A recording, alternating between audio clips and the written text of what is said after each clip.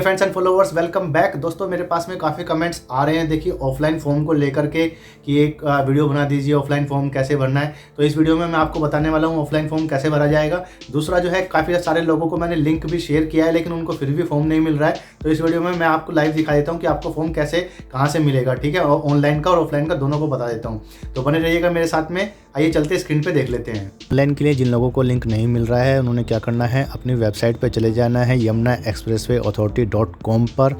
तो आप यहाँ पे देख सकते हैं ये सतीश महाना जी का फ़ोटो लगा हुआ है, इसके नीचे न्यू स्कीम्स लिखा है। देखिए ये वाला आपको बॉक्स नज़र आ रहा होगा ग्रीन कलर का, तो जैसे ही आप इसके ऊपर होवर करते हैं तो ये एकदम से ऑरेंज कलर का हो जाता है। आपने यहाँ पर क्लिक करना है। जैसे ही आप यहाँ पर क्लिक करते हैं तो इस तरीके का पेज आपको देखिए खुल करके आ जाएगा। तो जैसे कि आप लोगों को मालूम होगा कि काफ़ी लोगों की जो पेमेंट हो गई है लेकिन फॉर्म जो है नहीं आ पा रहा था, या फॉर्म आ रहा है पेमेंट का ऑप्शन नहीं आ रहा है। तो देखिए इन्होंने यहाँ पे यह नया अपडेट किया है। इन्होंने लिखा है प्लीज़ यूज़ लैपटॉप और डेस्कटॉप ओनली।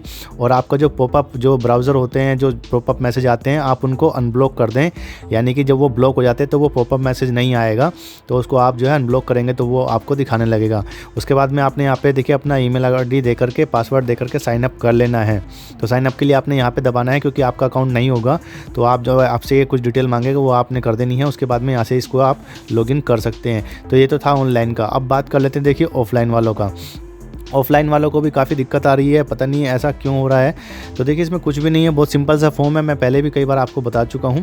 तो फटाफट से इसको देख लेते हैं। देखिए यहाँ पे तो डिटेल लिखी हुई है उसकी कि ये किसके थ्रू है, और यहाँ पर आपको बताया गया है 17, 18, 20 और 22D में है। उसके बाद में यहाँ पे बताया गया है कि ब्लॉक लेटर में आपने भरना है, क्या भरना है। तो सबसे पहले हमने इसमें ज़रूरी बातें देख लेते हैं कि करना क्या है एक्चुअली में। फॉर्म मैं आपको बाद में बताता हूँ। तो देखिए यहाँ पर जो उन्होंने बोला है कि अगर आप गिनती लिखेंगे तो वो इंटरनेशनल फॉर्म में लिखेंगे, यानी कि 1 2 3 4। जैसे कि कोई भी नंबर आप लिखते हैं, मकान का नंबर वगैरह है, तो वो आप ऐसे भरेंगे यहाँ पर 1 2 3 4 करके। दूसरी बात आप यहाँ पे देख सकते हैं, ये इंग्लिश और हिंदी में दोनों में से किसी भी भाषा में भर सकते हैं, लेकिन बड़े शब्दों में ही आपको वो लिखना है, ब्लॉक लेटर में लिखना है, जो कि इंग्लिश के वर्ड होते हैं। ऐसा नहीं है कोई छोटा बना दिया कोई बड़ा बना दिया है, लेकिन सिग्नेचर आप हिंदी और इंग्लिश में कर सकते हैं, उसमें कोई दिक्कत नहीं है। तीसरे देखिए पॉइंट लिख रहा है कि यहाँ पे आपने अपना एड्रेस का जो बार दिया हुआ है वो आपने खाली नहीं छोड़ना है। और ये जैसे जैसे आप एड्रेस लिखते हैं तो एक वर्ड के बाद में थोड़ा सा स्पेस आपने छोड़ के लिखना है 2 शब्दों के बीच में। जैसे कि हम लोग लिखते हैं कि राणा गली, ऐसे कुछ गली नंबर या मोहल्ला या पंचायत, जो भी आप लिखना चाहते हैं उसमें थोड़ा सा स्पेस छोड़ के आप लिखेंगे। फोर्थ में ये आपको बोल रहा है कि देखिए इसकी जो आगे की जो जितनी भी जो पत्राचार होगा, कोरेस्पोंडेंस होगी, कोई भी जो ईमेल वगैरह आएंगी, उसके लिए देखिए आपको जो फॉर्म का सीरियल नंबर दिया होता है वो आपने अपने पास रख लेना है। प्लॉट का साइज़ आपने रख लेना है। पेमेंट का प्लान आपने याद रखना है। मतलब एक तरीके का आप इसकी फ़ोटोकॉपी करा के रख ले अपने पास। मोटे तौर पे ये है। स्कीम का कोड मैं आपको बता देता हूँ कि क्या होने वाला है। तो देखिए जहाँ से भी आपने फॉर्म लिया होगा ना, उसमें ऑलरेडी फॉर्म नंबर लिखा हुआ आया होगा आपका, अगर आपने ब्रोशर कहीं से किसी बैंक से ख़रीदा हुआ है। तो उसमें 5वां पॉइंट देख लेते हैं। इसमें देखिए ये कह रहे हैं कि आपने जो है, अगर आपका एड्रेस चेंज हो गया है ड्रॉ से पहले, तो आपने जो है अथॉरिटी को इन्फॉर्म करना है और कंसर्न बैंक को भी इन्फॉर्म करना है। तो 6वां पॉइंट देख लेते हैं, do not forget to fill your pin code. देखिए पिन कोड ज़रूरी सब जगह भरना चाहिए, क्योंकि उससे जो आपके पास में लेटर वगैरह आते हैं वो आपके घर पे आसानी से पहुंच सकें, वो जो है वापस अथॉरिटी के पास ना जाए, इसलिए पिन कोड डालना बहुत ज़रूरी है।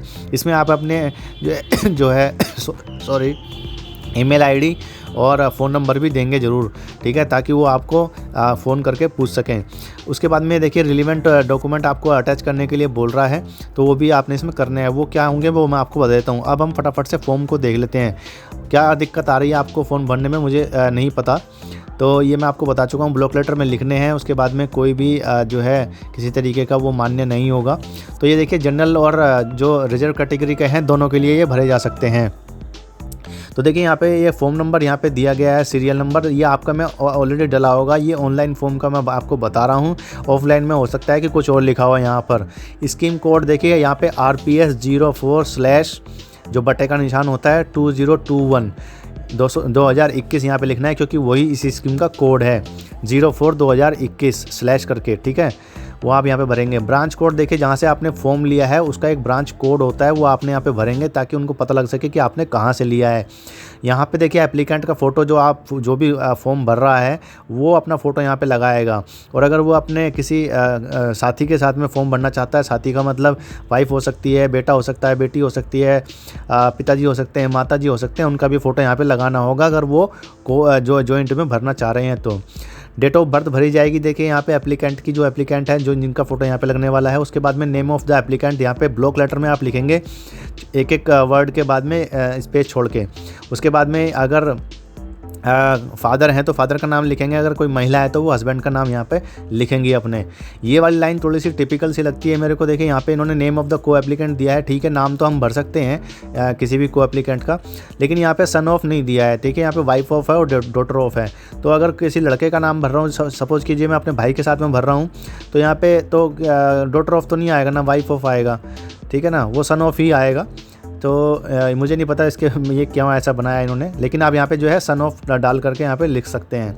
रिलेशन विद एप्लीकेंट, यहाँ पे जो भी आपका रिलेशन है वो यहाँ पे आप डाल सकते हैं, जैसे भाई है, बहन है या कौन है, ठीक है ना। इसके लिए देखिए यहाँ पे दिया हुआ कि आपके ब्रोशर में जो क्लोज नंबर 15 है उसका ए का ये वाला पार्ट आप देख सकते हैं, क्योंकि उसमें सब लिखा हुआ है कि आप जो क्लोज रिलेशनशिप में होंगे खाली वही इसको भर पाएंगे। इससे नीचे देख लेते हैं हम आपको। देखिए यहाँ पे भी इन्होंने लिखा हुआ है blood relation with their main applicant. उसके बाद में यहाँ पे आया, देखिए रजिस्ट्रेशन मनी अगर किसी बैंक के द्वारा आपने ली हुई है, जैसे कि मैं हर वीडियो में बता रहा हूँ, तो वो जो है आपको नाम पे नहीं होगा, ये जो है मॉर्टगेज होगा ये बैंक के लिए, बैंक के ऊपर। और अगर आपका ड्रॉ नहीं निकलता है तो वो जो मनी है, जो भी रजिस्ट्रेशन मनी होगी वो बैंक को वापस कर दी जाएगी, आपको नहीं जाएगी वो, ठीक है जी। उसके बाद में देखिए यहाँ पे दूसरे पॉइंट में आपने भर लेना है कि आप किस कैटेगरी में आते हैं। अगर जनरल वाले हैं तो वो यहाँ पर जनरल लिखेंगे, एससी आते हैं तो एससी एसटी, और जो इंस्टीट्यूशनल है, कमर्शियल है या हैंडीकैप्ड है वो यहाँ पर उसी हिसाब से भरेंगे अपना, ठीक है। उसके बाद में थर्ड जो पॉइंट है वो हमारे लिए नहीं है, वो बेसिकली इंस्टीट्यूशनल वगैरह के लिए है। तो जो लोग खुद के लिए मकान देख रहे हैं, प्लॉट देख रहे हैं, वो यहाँ से लेकर के पूरा ये कॉलम जो है खाली छोड़ देंगे, ठीक है। अगर इसके अलावा आपके फॉर्म में, क्योंकि ऑनलाइन फॉर्म में आपको बता रहा हूँ और सारी डिटेल ऑफलाइन में भी यही है, बस थोड़ा सा प्रिंटिंग का फ़र्क हो सकता है। अगर किसी के में कोई और डिटेल उनको नहीं समझ में आ रही है तो आप मेरे को कमेंट करके पूछ सकते हैं। फोर्थ में देखिए आपने यहाँ पे मेलिंग एड्रेस देना, यानी अपने घर का पता यहाँ पे दे देना जहाँ पे फ़िलहाल आप रह रहे हैं।